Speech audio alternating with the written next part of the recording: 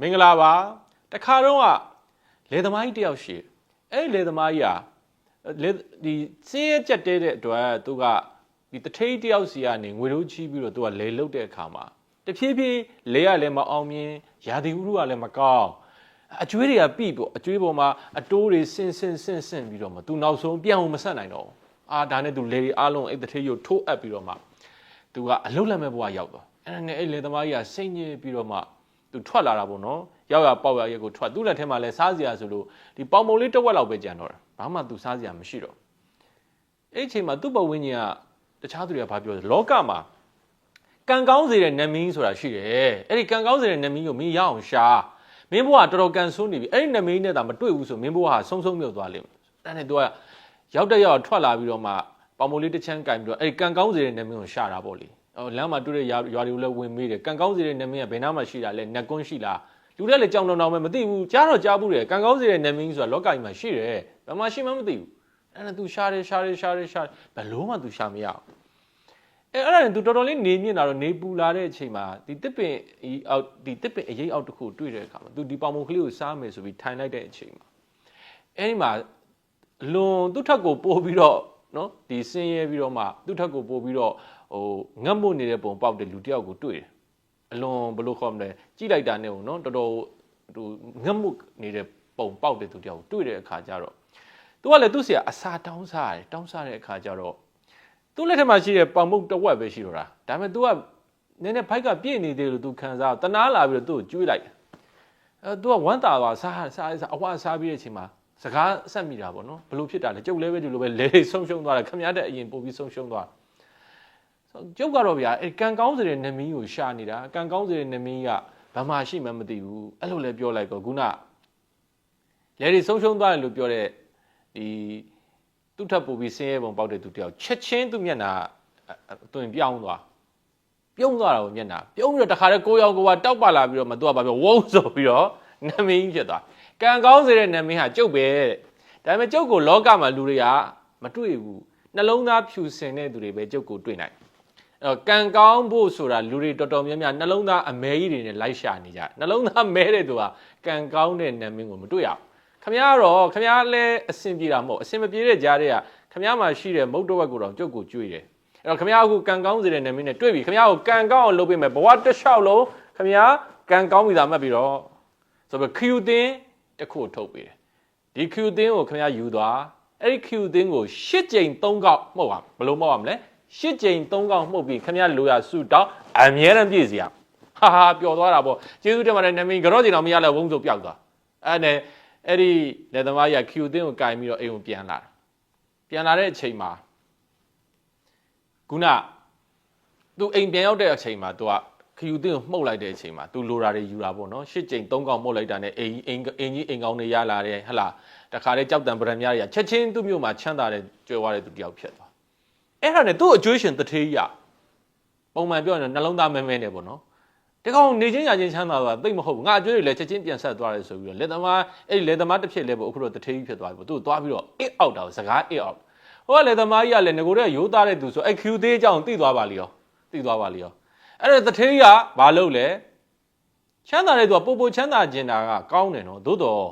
့မှန်ကန်ကောင်းမွန်တဲ့စိတ်ကိုအခြေခံမှုလိုတယ်အဲ့တထေးကြီးကကောက်ကျစ်တဲ့စိတ်နဲ့ဗာလဲဆိုညဘက်ရောက်တော့အဲ့ဒီ Q သင်းခိုးပါလိရောနော်ခိုးပါလိရောကိုလိုက်တော့အ Q သင်းမနဲ့ကြတော့ပျောက်သွားလက်သမားကြီးတော့ဝမ်းနဲ့ပက်လဲပဲဒါပေမဲ့သူကတော့အေးစစ်ပါပဲမစိုးပါဘူးငါမှလည်းဒီမှာငါစုတောင်းတာကြောက်တံပရံများတွေအပြည့်ပါပဲမစိုးဘူးဟာဒါပေမဲ့လည်းပဲစိတ်တော်မကောင်းဘူးပေါ့ကိုပစ္စည်းပျောက်သွားတာဒါပေမဲ့အဲ့တထေးကြီးက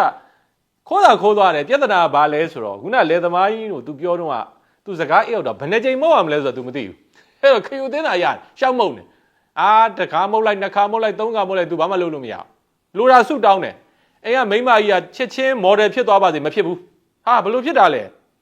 तू ဘယ်နှကြိမ်မဟုတ်ရမလဲမမေးလိုက်ဘူးလေမသိလိုက်ဘူးအဲ့ဘယ်နှကြိမ်မဟုတ်မှမသိတဲ့အခါကျတော့တထေးတိုင်ပတ်ကောဒါလျှို့ဝှက်ချက်တော့ရှိရမယ်အဲ့နောက်ဆုံးတထေးကြီးကအဲ့လေသမားစီပြန်ရောက်လာခမည်းခ ्यू သေးကိုကျုပ်စီမှာအဲ့တော့ခမည်း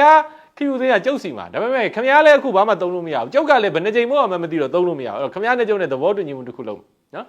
အဲ့ခမည်းကိုကျုပ်အခု Q သင်းပြန်ပေးမယ်ခမည်း Q သင်းမှုတ်ပြီးတော့စုတောင်းလိုက်တဲ့အခါတိုင်းခမည်းတစ်ခုရရင်ကျုပ်နှစ်ခုရအောင်ခမည်းလုပ်ပေးရခမည်းသဘောတူရမယ် ခင်ဗျားတစ်ခုရတိုင်းကျုပ်နှစ်ခုရဖို့သဘောတူတယ်ဆိုရင်ခင်ဗျား Q တင်ပြန်ပေးမယ်ခင်ဗျား Q တင်ကျုပ်ဘယ်တော့မှလည်းပဲခင်ဗျားစီကပြန်မခိုးတော့သဘောတူလားလို့မို့ဆိုခင်ဗျားလည်းဘာမှသုံးလို့မရအောင်ကျုပ်လည်းဘာမှသုံးလို့မရအောင်နှစ်ယောက်လုံးအကျိုးမရှိလေသမားရဲ့ပထမတော့တိတ်တော့သဘောမတူချင်ဘူးဒါပေမဲ့ तू လည်းပဲ Q တင်က तू လည်းသုံးလို့မရကိုလည်းသုံးလို့မရဆိုသဘောတူလိုက်တာပေါ့နော်အဲ့နဲ့ယူလိုက်လေသမားကြီးကသူ့လေထဲမှာရေတွေခန်းချောက်လာတဲ့အခါကျ Q တင်ကိုမှုတ်ပြီးတော့မှ၈ကြိမ်၃កောက်မှုတ်ပြီးရေတွင်းတွင်းပေးပါရေတွင်းကြီးဖြစ်လာတဲ့အချိန်မှာတထေးအိမ်မှာရေတွင်းကနှစ်တွင်းဖြစ်သွားတယ်ဟာသူကကြောက်တံပရမများတည်င်းပေးပါလို့တောင်းတယ်တထေးအိမ်မှာနှစ်တင်းဖြစ်သွားကြာလာတော့လေသမားကြီးကအလွန်ရိုးသားတဲ့သူဆိုတော့ဒေါသထွက်တာနှလုံးသားဖြူစင်တဲ့သူတိုင်းလည်းပဲဒေါသထွက်တဲ့အချိန်ဆိုတာရှိတယ်လူတိုင်းကအမြဲတမ်းစိတ်ကောင်းဝင်နေတယ်လို့မယူဆနဲ့ဟဲ့လားလူတိုင်းက100%ကောင်းတဲ့သူ100%ဆိုးတဲ့သူဆိုတော့လောကကြီးမှာတကယ်ကပုရုဇဉ်တွေမှာမရှိနိုင်ကျွန်တော်တို့ကိုယ်တိုင်လည်းပဲကောင်းတာ90ဆိုးတာ90ပြေးနေတာပဲတခါတလေစိတ်ကကောင်းတဲ့စိတ်များတာပေါ့နော်တခါတလေကြာရင်ဆိုးတဲ့စိတ်များတဲ့အချိန်လည်းရှိတယ်ဒါကိုစင်ကြင်ုံတရားနဲ့ထိမ့်သိမ့်မှုဖြစ်ကြာလာတော့ဒေါသထွက်တာပဲလူပဲကိုယ်စီကလည်းမတရားခိုးသွားသေးတယ်ဟဲ့လားကိုတစ်ခုရသူနှစ်ခုရကို3ခုရရင်သူ6ခုရဒေါသထွက်ပြီးနောက်ဆုံးဘာလုပ်လဲဆိုတော့အဲ့ဒါတော်တော်စိတ်ဝင်စားဖို့ကောင်းတယ်နော်အဲ့တော့ဘာလုပ်လဲဆိုတော့လေသမားကြီးကဒေါသထွက်ဒီကောက်ကျစ်တဲ့တထေးကိုတော်တော်ဒေါသထွက်တာနဲ့ဆူတောင်းဘလို့ဆူတောင်းလဲဆိုကျုပ်ကိုမျက်လုံးတစ်လုံးကန်းအောင်လုပ်ပေးစမ်းပါဗျာဆူတောင်းလိုက်တယ် Q သင်းကို8ကြိမ်3កောက်မှုတ်သူ့မျက်လုံးတစ်ဖက်ကန်းသွားတဲ့အချိန်မှာဟိုတထေးဒုက္ခရောက်တာမျက်လုံးနှလုံးလုံးကန်းသွားတယ်မျက်လုံးနှလုံးလုံးမမြင်ရတော့ဟာအဲ့တော့မျက်လုံးနှလုံးလုံးကွယ်သွားတယ်သူကတော့ပီတိတော့ဖြစ်ဟာငါသူ့ကိုဂလဲစားချေလိုက်ရဒါပေမဲ့သူ့မျက်လုံးတစ်လုံးတော့ဘာဖြစ်သွားလဲဆုံးရှုံးသွားတယ်ဆိုတော့ဒီပုံမြင်လေးကနေကျွန်တော်တို့က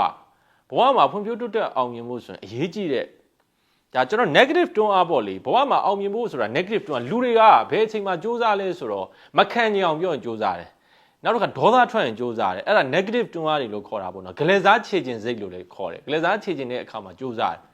်ဟာလောကကြီးကိုမတရားဘူးငါဆွေမျိုးတွေကိုဂလဲစားခြေမယ်အေးမင်းတို့တွေမင်းမိုးကောင်းတော့ရွာတောင်းပေါ့ကွာဂျာကြီးမင်းတွေ့မယ်မင်းငါထီပေါက်မှမင်းတွေ့မယ်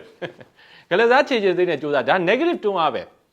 ပေမဲ့ဂလဲစားခြေခြင်းစိတ်ဟာခုနပြောတဲ့သူများမျက်လုံးနှလုံးကွယ်သွားတဲ့အချိန်မှာကိုယ်တစ်လုံးတော့ထိခိုက်သွားတာပဲဒါကိုကျွန်တော်ပြန်စဉ်းစားကြည့်ကြအောင်ဂလဲစားခြေခြင်းစိတ်နဲ့ပတ်သက်ရင်ကောင်းတဲ့ဂလဲစားခြေခြင်းစိတ်ဖြစ်အောင်ကြိုးစားလောကကြီးကိုဂလဲစားခြေရမယ်မှန်တယ်မတရားတဲ့လောကကြီးဂလဲစားတာခြေဘယ်လိုခြေမလဲကျွန်တော်မိတ်ဆွေလုပ်ငန်းရှင်တယောက်ရှိအဲ့လုပ်ငန်းရှင်တယောက်နဲ့ကျွန်တော်စကားပြောတဲ့အခါမှာဟောပြောပွဲတွေသွားနေစကားပြောတဲ့အခါသူကဘာပြောလဲဆရာတဲ့ကျွန်တော်တို့ငယ်ငယ်ကကျွန်တော်တို့ဆွေမျိုးတွေကကျွန်တော်တို့ပေါ်မကောင်းဘူးဆရာဘယ်လိုမကောင်းတာလဲဥက္ကဋ္ဌပြောပါဦးဆိုတော့အေးဗျာကျွန်တော်တို့ငယ်ငယ်ဆင်းရဲတဲ့အခါသူတို့စန်နေစီတွေတွားပြီးတော့ချိတာပေါ့ဆရာသူတို့မှရှေ့ရသားနဲ့မပေးဘူးတဲ့ကျွန်တော်ဒီနေ့အောင်မြင်လာပြီ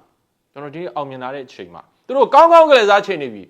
ကျွန်တော်စိတ်ဝင်စားဟာပြောပါဥက္ကဋ္ဌကဘလို့ကလေးစားခြေတာလဲကျွန်တော်လည်းသိပြရစီဆိုတဲ့တော့ရည်ပြီးပြောတယ်ဆရာကဘလို့ကလေးစားခြေလဲဆိုတော့သူတို့အိမ်တွေကိုတစ်လောက်စံတအိတ်စီတပုံကျုပ်အမြဲပို့နေပြီအသိကောင်းတဲ့ကလေးစားခြေနေဖြစ်တယ်လောကမှာကိုယ်ဒုက္ခပေးထားတဲ့သူတယောက်ကိုသူအကျိုးရှိအောင်ကူညီပေးလိုက်တဲ့အချိန်တော့ပြုံးရတဲ့ပီတိအပြုံးဟာခုနသူမျက်လုံးနှလုံးကွယ်သွားတဲ့အတွက်ကိုမျက်လုံးတစ်လုံးဆုံးရှုံးသွားတဲ့အချိန်မှာပြုံးတဲ့အပြုံးထက်အများကြီးတာလွန်နေဆိုတာမမေ့ပါနဲ့ဒါကြောင့်လောကမှာအောင်မြင်ခြင်းဂလဲစားချေဖို့လိုတယ်ဘယ်လိုဂလဲစားချေမလဲကိုကိုထိခိုက်စေခဲ့တဲ့သူတွေဒုက္ခရောက်စေခဲ့တဲ့သူတွေကိုတစုံတရာအကျိုးပြန်ပြုပါသူတို့ကိုတစ်ခုခုခုနကျွန်တော်တို့တထေးကြီးလို့ကျွန်တော်မိတ်ဆွေလုပ်ငန်းရှင်ကြီးလို့ပြန်ပြီးတော့ဂလဲစားမှန်ကန်တဲ့ဂလဲစားခြေနည်းနဲ့ဂလဲစားခြေနိုင်မယ်ဆိုရင်လူကျွန်တော်ရဲ့ဘဝဟာတဆင့်တက်မြင့်ပြီးတော့အောင်မြင်လာမှာဖြစ်ပါတယ်လို့ချစ်ခင်စွာမျှဝေပေးလိုက်ပါတယ်ကျွန်တော်မျှဝေမှုကနေလူကျွန်တော်အကျိုးရှိမယ်လို့အပြည့်အဝယုံကြည်ပါတယ်အဲ့တော့ကျွန်တော်ဒီ season ကြည့်တဲ့သူတွေအတွက်ကျွန်တော်စာအုပ်ငါ့ကိုလက်ဆောင်ပေးဦးမှာဖြစ်တယ်အဲ့တော့ဒီ season မျှဝေလိုက်ပါမျှဝေပြီးသွားရင် comment မှာမျှဝေပြီးပါပြီလို့ဝင်ရေးပေးထားပါအဲ့ထက်ကငါ့ကိုထုံးစံတိုင်းတယောက်တုံးနဲ့ကျွန်တော်လက်မနဲ့တူအိမ်နိုင်ရောက်ပို့ပေးမှာဖြစ်တယ်တင်တန်းတက်ချင်တဲ့သူတွေကတက်လောက်ကျွန်တော်တင်တန်းတစ်မျိုးပဲဖွင့်တယ်အခု12လပိုင်းမှာဖွင့်မှာကတော့ကျွန်တော်ရဲ့အောင်မြင်မှုပညာတင်တန်း success in life တင်တန်းဖြစ်တယ် online တင်တန်းဒီအခုလာမယ်12လပိုင်း2ရက်နေ့စမယ် online ကနေတလတိတိတင်မှာဖြစ်တဲ့အတွက်ဘယ်ဒေတာမှမဆိုတက်နိုင်တယ်အပြင်လူတွေတင်တန်းကတော့12လပိုင်း6ရက်နေ့နဲ့9ရက်နေ့စနေနေ့2ရက်မှာမနက်10:00နာရီကနေညနေ6:00နာရီထိရန်ကုန်မြို့တော်ဝင်စင်တာ3လမှာရှိတယ်ကျွန်တော်ရဲ့ Amazon တင်တန်းကျောင်းမှာ2ရက်အချိန်ပြည့်ရင်းနှီးချစ်ခင်စွာတွေ့ဆုံပြီးတက်ရမှာဖြစ်တယ်အဲ့တော့ online မှာတက်ချင်အပြင်မှာတက်ချင်နာမည်ရဖုန်းနံပါတ်ကို comment မှာမရေးနဲ့ Messenger message မှာရေးထားပေးပါကျွန်တော်တို့ team ကဆက်သွယ်ပေးမယ် online ကပထမဦးဆုံးအယောက်100အပြင်ကပထမဦးဆုံးအယောက်30ကို 10% discount ပေးထားပါတယ်တင်တန်းအကြောင်းအသေးစိတ်ကိုဒီ page မှာဝင်ကြည့်နိုင်ပါတယ်အောင်မြင်ခြင်းတဲ့သူတိုင်းနဲ့အောင်မြင်မှုပညာတင်တန်းမှာတွေ့ကြပါမယ် We must work together we must build our nation